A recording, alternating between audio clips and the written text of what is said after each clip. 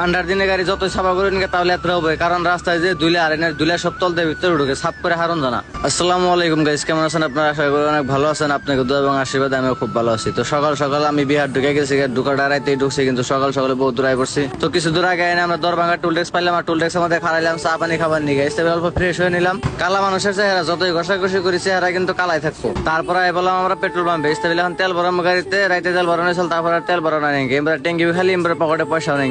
আর এই পাম্পের কর্মচারী আমার মুখ মিল হাই করে এসে দিয়ে বলে তোমার ভিডিও মাঝে মাঝে দিয়ে পরে বললাম তাহলে একটা হাই করে দে। তারপরে লেগে গেলাম আমার গাড়ি সাফা করার নিয়ে। কয়েকদিন ধরে গাড়ি সাফা করা হয় না, 3-4 দিন ধরে, তার মানে টাইম পাওয়া হয় না। আর এত লেত্রা হয়েছে বিধির বাইরে। মানে গাড়ি টাড়ি সাফা করার পরে গেলাম গোসল করবার নিয়ে, লগে থালি বাসন নিয়ে গেলাম। 2 দিন ধরে থালি বাসন সাফা করা হয় না, যেহেতু রান্না বাড়া করি না। আর আজকে সকাল সকাল গোসল করার কারণে একটা, আজকে সকাল সকাল তামাম রোদ হচ্ছে। ঠান্ডার দিন হলে কিন্তু রোদটা আজকে শরীরে বিন্দা পড়তেছে, তাই আমি দেরি না করে বিন্দুনের রোদ থামাবার নিয়ে ভরে করে গোসল করে নিলাম। এখন আমার দিন কিভাবে দেখা গেছে কালা চেহারা, এমনি তো খারাপ দেখা যায়, গোসল করে তো একটু ভালো লাগে। তারপরে গেছে আমি খাওয়া দাওয়া করবার নিয়ে আইনা মহিষের মাংস আর রুটি অর্ডার দিলাম, আর বিনি অর্ডার দিছে বিরিয়ানি। আর আমি যতই খাই আমার স্বাস্থ্য কিন্তু এবার থাকবো। তারপরে বললাম আমি কোশি ব্রিজ, যেটা বিহারের মধ্যে নাম বড় ব্রিজ কবার গেলে। এই জায়গা আন্টি তাই লেখাতে মনে করেন না দেশে এসেছি, মানে এত আন্টি ভালো লাগে, ঠান্ডা ঠান্ডা হাওয়া দেখবা লাগা জায়গা আর কি। এত সুন্দর ভিউ একটা, কি মজা এসে গাই সাইনরা দেউনছে। তারপরে বললাম আমরা আর এস্তাবেলা রাহুল গাড়ি আছে, তবে একটা মিলে চাটা খামে এসে তারপর যাবো দিল্লি মিহি, আমরা যাবো আসাম মিহি। তো আজকের ভিডিও কি লাগলো কমেন্ট করে জানান। এরকম ভিডিও যদি দেখ পাচ্ছেন তাহলে আমার ফলো করে